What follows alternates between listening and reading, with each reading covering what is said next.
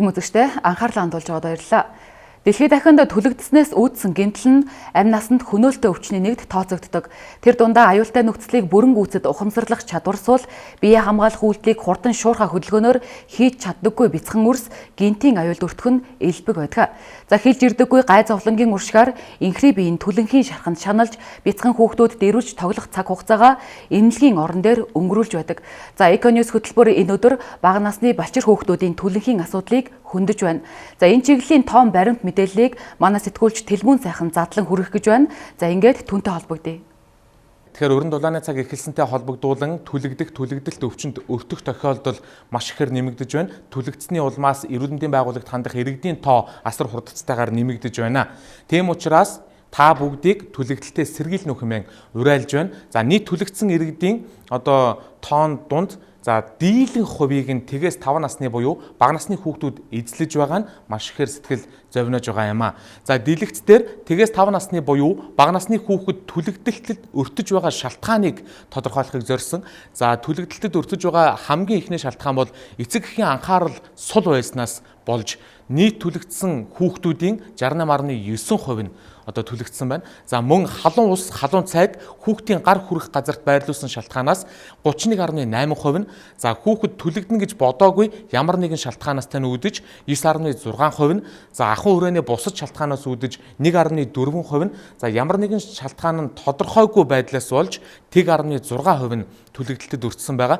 Энэ дээрээс харахад бага насны хүүхэд түлэгдэхэд хэн буруутай вэ гэхлээр эцэг их халамжлан асрагч нь буруутай болж таарч байна. Таны гэр бүлд тэгээс 5 насны хүүхэд амьдарч байгаа бол та анхаарлаа улам өндөржүүлэх шаардлагатай болжээ гэсэн үг. За дараачийн хуудсыг хамтдаа харъя. За бага насны хүүхдийг түлэгдэлтэд хүргэдэг шалтгааныг тодорхойлсон байна. За Улаанбаатар хотын хэмжээнд эрүүл мэндийн байгууллагт хандаж байгаа иргэдийн өөрсдийнх нь мэдүүлсэн шалтгааныг бүртгэж аваад тэдгээр шалтгаануудыг коэффициентчилж үзэхэд бол ийм дүн гарч байна. За хамгийн доороосоо эхлэе халуун хоол цайнаас болж 39.7%, за халуун зуухнаас болж 28.3%, за тэгээд дээшээ ундны ус, халуун эндүү, ил гал, цахилгаан, түргэн буцалгагч, халуун тос, халуун ус, за мөн халаах хэрэгсэл, сав суулга гэх мэтчлэн та бидний ахуйн хүрээнд тогтмол хэрэгэлдэг тэдгээр зүйлсүүдээс түлэгдэх өвчин үүсэж байгаа. Та бидний тогтмол хэрэгэлдэг тэдгээр зүйлүүдэд бага насны хүүхдүүд түлэгдэж байна гэдгийг та анзаарч байгаа бох. Хамгийн их нь халуун хоол цай, мөн халуун зуух. Ямар нэгэн тусгаарлагчгүй, хамгаалалтгүй зууханд хүүхэд гараа хүргэх, за зуух руу халтарч унах гэх мэтчлэн тохиолдолд бол маш их түлэгдэлтийн шалтгаан болж байна. За мөн хүүхдэд зориулсан ширээс хандал болоод хүүхдийн хооллох орчин байгаагүйгээс үүдэж халуун хоол цайндаа түлэгдэх тохиолдол тал орчмын хувийг эзлэж байгааг та бүхэн харж байгаа бах. За дараагийн хуудсыг хамтдаа харъя. За хүүхэд ямар байдалтай байхдаа түлэгдсэн талаар мэргэжлийн байгууллагаас ийм тоо гаргаж өгч байгаа. За энэ бол мүлхэж байхдаа хүүхэд 10.1% байна. За юм түшээд явж байгаа хүүхдэд түлэгдсэн нийт хүүхдийн 32.8%-ийг эзлэж байгаа. За ээжийнхээ өвөр дээр байхдаа 4.5%, тоглож байхдаа 42.9%, за бусад шалтгаанаар үлдсэн хувь буюу 9.7% байж байгаа. За тэгэхээр та бүхэн бас энэ тоон дээрээс нэг зүйлийг анзаарах хэрэгтэй. Хүүхдээ хаана ямар орчин нөхцөлд тоглож байгаа вэ гэдэг дээр маш их анхаарал хандуулах шаардлагатай. Нийт түлэгдсэн хүүхдийн тал хувийг тоглож байхдаа түлэгдэж бэртсэн хүүхдүүд эзлэж байгаа юм а. За дараагийн тоог хамтдаа харъя. За хүүхдээ түлэгдэхэд авсан арга хэмжээний тухай үзүүлэхээр зорилоо. За та бид бага насны хүүхэд болоод за өөрсдөө ч гэсэн ахуй хүрээндээ түлэгдсэн тохиолдолд ахуй хүрээнд бас анхан шатны тусламжийг бусдад үзүүлэх тохиолдол байдаг. Дийлэнхтэй тос түрхэх, дийлэнхтэй барааны савн түрхэх гэх мэтчлэн юм уламжлагдаж ирсэн аргуудыг бид нар түрхдэг, хэрэгэлдэг. Гэхдээ эдгээр аргууд маань хэр үнэн зөв байдгийг, хэр эрүүл мэндийн тэр шаардлагыг хангадгийн бэ гэдгийг хамтдаа ярилцъя. За иргэд дийлэнхтэй ямар анхан шатны тусламжийг түлэгдэлтэд өртсөн хохирогчид үзүүлдэг вэ гэхлээр за түүхийн мах тавьсан тохиолдол байна. Амьтны ялгадас түрхдэг тохиолдол байна. За мөн танил эмчээсээ зөвлөгөө авах тохиолдол их байна. Мөн өвдөлт намдаах эм өгсөн тохиолдол байна.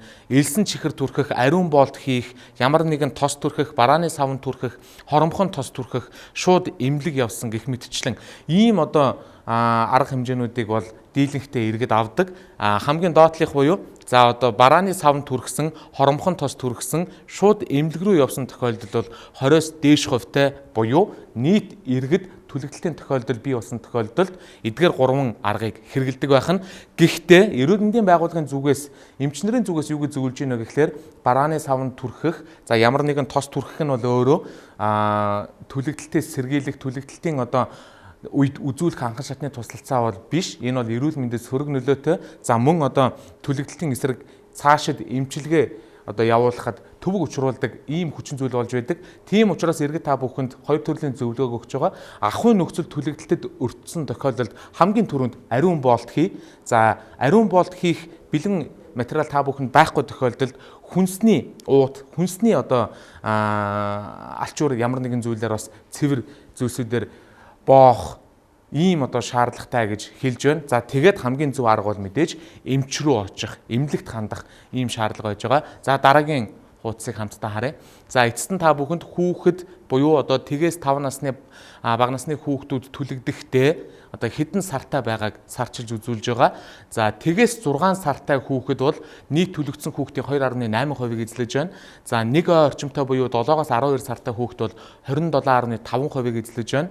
За 1-ээс 2 насны хүүхэд бол 47.8%-ийг эзлэж байгаа.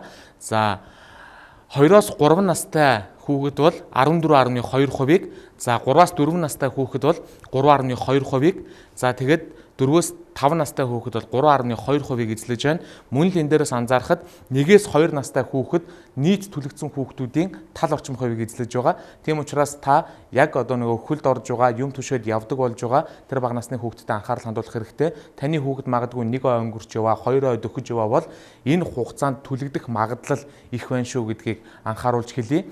Түлэгдэлт бол өөрөө өртсөн тохиолдолд бүрэн эдгэрэхтэй маш одоо бага хувьтай ийм өвчин учраас та түлэгдэлтээс бага насны хүүхдээ сэргийлээрэ. Магадгүй түлэгдсэн хүүхэд тань ирээдүйд тахир дутуу хүн болж өсөж хүмүүжих, нийгэмд амьдрах ийм одоо эмгэнэлтэй хувь заяа хүлээж ээж болох юм. Та эрүүл саруул байгаа хүүхдээ мөн өөрийгөө ч гэсэн ахуйн хүрээнд түлэгдэх энэ аюул тослоос болгоомжлоорой гэж эрүүл мэндийн байгууллагын зүгээс та бүхэндээ зөвлөж байна. Анхаарал хандуулсанд баярлалаа. За түлэгдэж гэмтэх явдал бага насны хүүхдийн дунд их байгаа талаар манай сэтгүүлч Тэлмүн сайхны бэлтгэсэн мэдээллийг эрхэм үзэгч та хүлээн авлаа. Тэгвэл түлэнхийн төвд өнөөдөр нөхцөл байдал ямар байгаа талаарх сурвалжлагыг манай сэтгүүлч уян хүргэх болно. За тэгэхээр манай сэтгүүлч Тэлмүн сайхны бэлтгэсэн мэдээллийг та бүхэн сайн хүлээн авч үзлээ. Тэгэхээр би одоо гэмтэл соог судлалын үндэсний төвийн түлэнхийн төв дээр хурж ирээд байна. Түлэнхийн төв гэмтэл соог судлалын үндэсний төвд 2014 оны 10 дугаар сараас эхлэн байрлаж байгаа юм. Тэгэхээр түлэгдэлтийн хэмжээ ийхүү их гараад байгаа нь чухам юутай холбоотой, ямар учраас болоод байгаа гэдгийг бол түлэнхийн төвийн тасгийн эрхлэгч Галааторхоос тодруулсныг одоо та бүхэндээ хүргье. Мэдээж 0-5 насны хүүхдүүд их байна гэдэг чинь тэд нар бол орчноо таньж мэдээгүй, халуун хүүхдийг мэдэхгүй юм уус шүү дээ. Тэгэхээр дээрээс нь шалтгааныг бодохоор яг өөрсдийн ууж хэргэлдэг халуун хоолцоо, халуун ус байна. Тэгэхээр ерөнхийдөө бол урьдчилан сэргийлэх бүрэн боломжтой. Ер нь 100% сэргийлэх боломжтой ийм л тохиолдол байгаа. Тэгэхээр эцэгчүүд мөн жоохон анхаарал халамж муу байна. Одоо хоолоо тогоон дээрээс 100 дээрээс гаргаад тогоогоо газар тавьдаг ч юм уу. Эсвэл нөө халуун тогоо гэж хэлдэг. Тэрэндээ хоол ичээ тэргээ газар тавьчихдаг. Эсвэл намхан ширээн дээр халуун хоол цаагаад тавьчихдаг ч гэдэг юм уу. Иймэрхүү тохиолдлоор ерөөсөө дийлэнхийн түлэгч ирж байна. Тэгэхээр эцэгчүүд жоохон хараа хяналтаа сайжруулах хэрэгтэй. Дээрээс нь одоо 100 болоод ачаал ихсдэг. Одоо ерөнхийдөө бол өвөл үлийг 50% нь хүүхдээс бол одоо 60 70 80% нь бол хүүхд болоод эхэллээ. Зун болмогс түлэгдэлтийн төвийн ачаалал улам ихсдэг байна. Энэ нь сургууль цэцэрлэг амарч хүүхдүүдэд хандуулах эцэг эхчүүдийн хараа хяналт суларснаас болдог гинэ. Мөн аялал цугаалгаар явахдаа иргэд хорхог бодог хийж идэн буруу технологи орж игэнснээс үүдэн улмаар тоогоо тесэрч иргэд түлэгдэх тохиолдол цөөнгүй байдаг байна. Өнөөдрийн байдлаар түлэгдэл нөхөн сэргээх мэс заслын төвд 70 гаруй хүн эмчилүүлж байна. Мөн ачаалал ихэлсэнтэй холбоотойгоор 25-аас дээш хувийн түлэгдэлтэй иргэдийг хүлээн авдаг сэхээний тасаг нь орны тоогоо 2 дахин ихсгэж ажиллаж байна. Өөрөөр хэлбэл өмнө нь 6 сэхээний ортой ажилладаг байсан бол өнөөдөр 17 сэхээний ортой ажиллаж байна. Тиймээс эцэг эхчүүдийг бага насны хүүхдэд анхаарлаа хандуулж түлэгдэлтэй сэргийлэхийг түлэнхийн төвөөс анхааруулж байгаа юм а.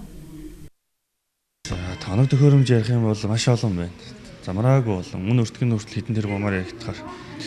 Тэгэхээр тоног төхөөрөмж гэхээс эхний удаа бол байрны асуудал их чухал байгаа юм л да тий. Бас байргүй ээжид бид тоног төхөөрөмж аваад бол яах юм бэлээ. Тий. Түүнээс бол ерөөсө байрны асуудал байна. Тоног төхөөрөмж бол замраагүй болно.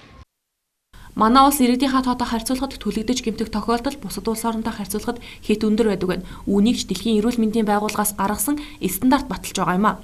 Ийхүү төлөгдөлт их байгааг нэг талаас ядуурл нөгөө талаас эцэгхийн халамжтай холбон тайлбарлаж болно. Учир нь манай улсад 0-5 насны хүүхдийн төлөгдөлтийн тоо хамгийн өндөр байгаа юм. Төлөгдөлтийн тоо өндөр хэмжээнд байгаа хэдий ч манай улсын төлөнхийн төв төлөнхийг эмчлэх хангалттай тоног төхөөрөмжгүйгээр барахгүй өөрсдийн гэсэн байр сууцгүйгээр үйл ажиллагаагаа явуулж байна.